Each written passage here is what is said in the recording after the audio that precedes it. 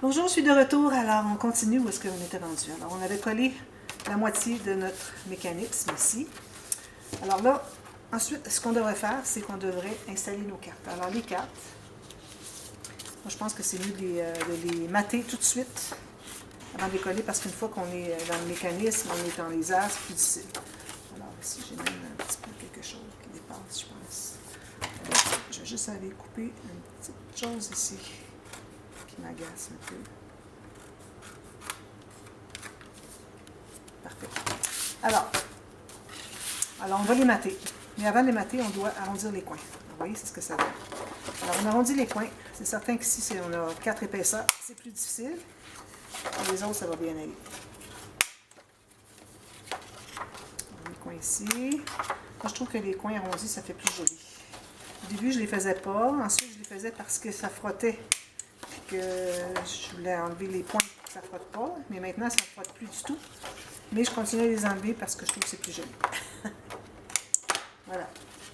Alors, on va mater le dessus. N'oubliez pas que le dessus, c'est là où est-ce que c'est que notre montagne est au centre. Si jamais, par erreur, vous avez tout maté ce côté-là, tout ce que vous avez à faire, c'est de plier dans l'autre sens. Là, ça peut être un petit peu difficile parce qu'on a mis la bande de collage dessous. Là, ça pourrait être difficile à plier, mais bon. Idéalement, on voudrait vraiment mater du côté qu'on a la montagne au centre et les deux plateaux. Alors, moi, j'ai déjà coupé mes morceaux ici. J'aurais pu les mater avant, mais bon, je voulais vous montrer pour les arrondis. Alors, je vais en prendre 2 à la fois, ici. Puis je vais... Les arrondis, je veux dire les coins. J'ai déjà tout ancré. Il me reste juste à ancrer les petits coins que je vais couper.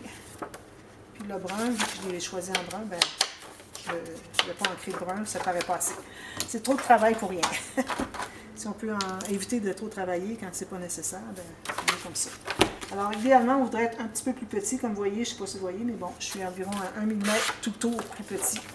Donc, je mets la colle derrière. Il faut faire attention avec le papier rouge. Je ne sais pas pourquoi le papier rouge, quand on met de la colle, même si on en met très peu, ben là, j'en ai encore moins que très peu, ça a tendance à paraître, on voit la ligne plus foncée, comme si c'était de l'eau qu'on avait ajoutée. Ça a toujours fait ça. Je ne suis pas la seule qui dit ça. J'avais déjà entendu une Américaine qui avait dit ça aussi. Je ne sais pas qu'est-ce que c'est qui arrive avec ça. Mais bon, j'en mets tellement peu qu'on ne le voit plus. Mais il faut faire bien attention avec le papier rouge de ne pas mettre trop de colle. Alors là, ben, je vais mettre en alternance le rouge et le brun. Ici.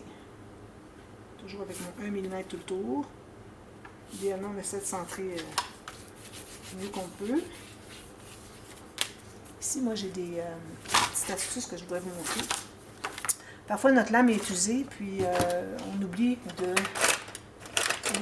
passer le papier sablé, ou le bloc sablé, la ponceuse. Alors, on se retrouve avec des petites miettes de papier ici, puis on se dit comment je vais faire pour les enlever. Alors, moi, je prends juste la pointe de mon X-Acto, je presse pas fort, juste pour dire, je fais ça, puis ça les enlève toutes. Juste passer légèrement. Alors, ça fait beaucoup plus propre. On est ici encore. Je vais le passer comme ça. C'est la meilleure façon. Ensuite, je vais arrondir les coins ici.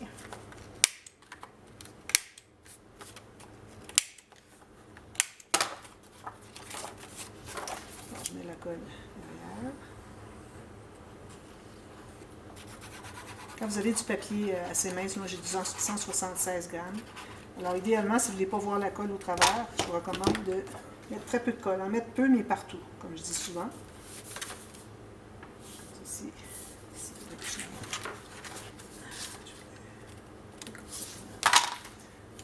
Presser tout ça.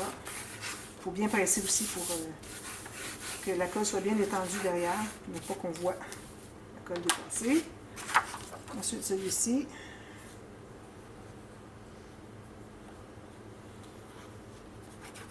Vous voyez, j'en ai très peu. Je brise les lignes. Très, très peu. Je presse à peine sur ma bouteille. La colle sorte. 1 mm tout le tour. Fait. Ici.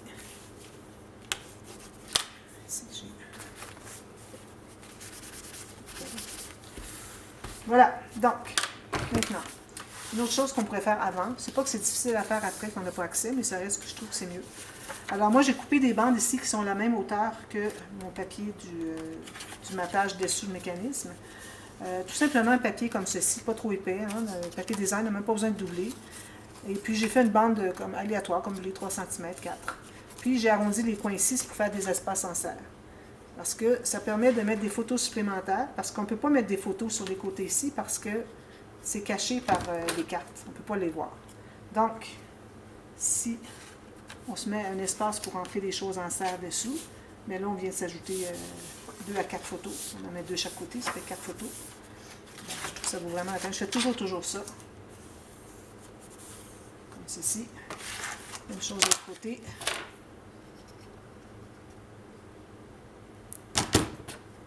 Je prends du papier avec petits motifs, rien d'extraordinaire parce qu'il se trouve être caché en bonne partie. Voilà. Comme ceci. On a les deux côtés avec ça, c'est pris en serre.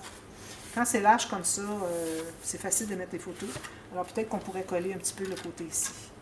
On pourrait se permettre. Quand j'ai des espaces plus petits, question qu'on puisse mettre quelque chose puis que ça entre bien, exemple ici. Ça entre bien à l'intérieur. Alors moi, si je prends une photo de 10 par 15, même si je colle les côtés, ça va bien entrer à l'intérieur pareil. Parce qu'on a vraiment large. Alors je vais aller le mettre parce que je trouve que ça solidifie un peu. Comme ceci. Puis on ne gêne pas de laisser un petit bombé, il n'y a pas de problème. La même chose ici. Une petite ligne ici. Puis une petite ligne ici. Excellent.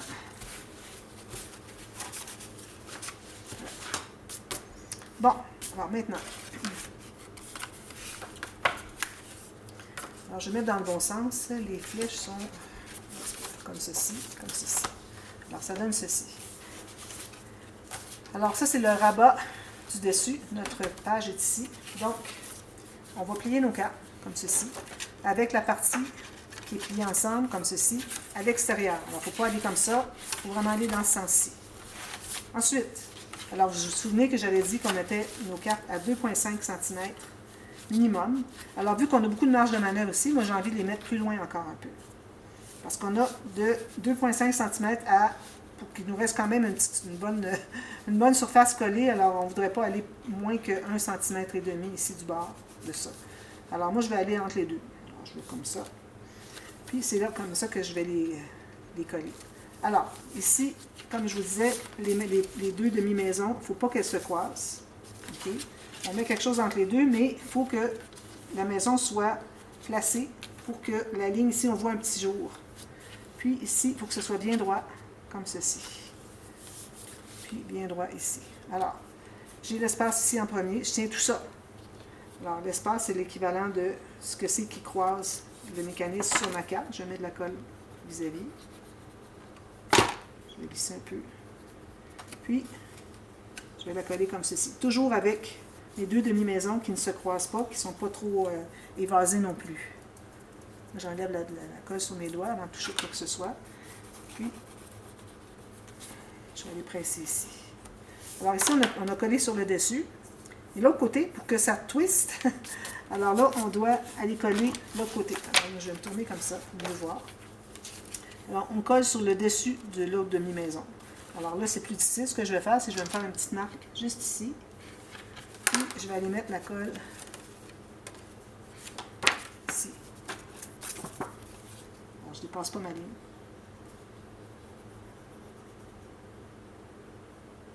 Puis, je vais lisser un peu. Dépasser. C'est quand on ne veut pas avoir de débordement. Là. Parfois, on ne veut vraiment pas en avoir, alors c'est important de faire ça. Là, je vais le placer encore là pour pas que mes deux demi-maisons se touchent. Alors, je vois un petit jour à peine un quart d'un dixième de millimètre. Juste que ça montre qu'ils sont bien droits. J'enlève la colle sur mes doigts. Puis, je m'assure que tout est bien droit ici. Parfait. On va aller presser, puis on va aller dessous ici pour consolider. Alors, ce que ça va faire, ça va être tout bien plié, collé, ça va faire ceci. Vous voyez la grandeur de carte. Alors, vous voyez que le poids des cartes, vraiment, on ne voudrait pas aller avec plus épais que ça, parce qu'on les mate. Ici, il y a le mécanisme qui est peut-être un peu mou. On aurait pu faire le mécanisme un peu plus épais, mais encore là, je ne veux vraiment pas ajouter trop d'épaisseur. Mais bon, le mécanisme, on aurait pu le faire avec un petit peu plus épais. Alors là, ce qu'on fait maintenant, ce qui nous reste à faire, c'est de mettre de la colle encore là sur le triangle. Attention, pour en mettre sur les goussets en triangle, chaque côté ici et ici. Puis on va aller jusqu'au coin, ici jusqu'au bord, ici jusqu'au bord, parfait. Puis on va fermer notre rabat. On s'assure qu'on est bien droit, ici et ici, parfait. Puis là, on va aller presser. J'enlève encore la colle sur mes doigts. Je fais ça avec mes doigts, puis ça enlève la colle. C'est la première chose que j'ai apprise quand j'ai commencé à faire du scrapbooking. Je regardais une Américaine qui faisait des tutos. Et puis, je la voyais faire ça tout le temps. Je sais pourquoi est-ce qu'elle fait ça. Alors, la première fois que j'ai commencé à coller, la première fois que j'ai collé quelque chose, j'ai su pourquoi. Alors, c'est parce que c'est pour enlever la colle. C'est la meilleure façon. Alors, ici, on a tout le triangle à presser. Il faut prendre le temps de bien presser. Ce que vous pouvez faire aussi, c'est d'aller l'ouvrir tranquillement. Puis, aller presser ici. On ne presse pas sur des goussets. Juste le triangle qui est au centre. Jusqu'à la pointe en haut. Ici, moi, je vais me trouver à rajouter un papier. Peut-être que je vais mettre un papier design parce que j'en ai pas mis beaucoup. En même temps, j'en ai déjà là. Ça va être caché par des photos. Alors, peut-être que je mettrai un papier rouge. Peut-être pas rouge. Ici, j'ai écrit. Peut-être que je mettrai avec du vert parce que j'ai pas de vert dans ma tâche. Alors, ici, moi, je vais me trouver à... Alors, c'est peut-être aller dessous l'arrondi, comme ceci. Puis tout juste la largeur pour que ça soit de ici à ici, jusqu'au côté. Puis ici, ben moi, votre rabat, moi, je recommande d'arrondir les coins. Ça, c'est certain. C'est difficile quand on est... Parce qu'il faut se placer vraiment en angle droit, sinon on fait un mauvais... Alors, je vais prendre une feuille plus grande. Je vais couper en deux. Puis, je vais avoir... Je laisse 1 mm ici, ici aussi, parce que j'arrive tout juste dessous mes petits... je vais en profiter pour aller décoller les autres. On aurait pu les coller après avoir placé notre papier. Ça aurait été plus intelligent. Mais bon, alors, je fais coller comme ça, sur le bord qui arrive jusqu'ici. Ou aller dessous, comme ça, si vous avez accès. Puis, même chose de l'autre côté. Alors, ça fait ceci. Vous imaginez la grandeur des photos? Et puis, ici, on va avoir un fermoir quelconque. Alors, le fermoir, il pourrait être... Alors, ce qu'on va faire, c'est qu'on va attendre de voir qu'est-ce qu'on fait ici, parce que peut-être que le fermoir va devoir être sur le dessus de ce qu'on va faire ici. S'il y en a quelque chose qui n'ouvre pas, bon, je ne sais pas encore ce que je vais faire. D'ailleurs, j'aurais pu y réfléchir d'avance parce que ça serait le dessus de la page, mais bon, je vais revenir demain pour ça. Je crois que c'est assez suffisant pour aujourd'hui. Alors, je vais arrondir mes coins ici, je vais attendre pour le fermoir ici, voir qu'est-ce que je vais faire ici. Pour le moment, je vais faire juste la pochette illusion. Je ne sais pas si j'aurais pas tout à fait le temps parce que c'est quand même assez long. Alors, je devrais tout la faire dans une même vidéo pour faire partie A, partie B, puis commencer là pour continuer la partie demain. Alors, je trouve que c'est beaucoup. Alors, on va faire la pochette illusion ici, ce qui fait qu'on ne pourra pas mettre un onglet rotatif ou des choses comme ça. Donc, je mettrai probablement 2 aimants ici. Ça va être la meilleure chose à faire. Alors, des aimants quand même assez forts parce qu'il va y avoir de la pression ici. Alors, je vous reviens demain avec tout ça terminé, tout bien maté, tout ça. Et puis, on va faire la pochette illusion. Ce sera le tuto de la pochette illusion pour ceux qui ne l'ont jamais vu ou celles qui ont besoin d'avoir un petit rappel. Alors voilà, alors je vous revois demain avec cette page terminée et puis on fait la pochette illusion. Alors à demain, merci, bye bye.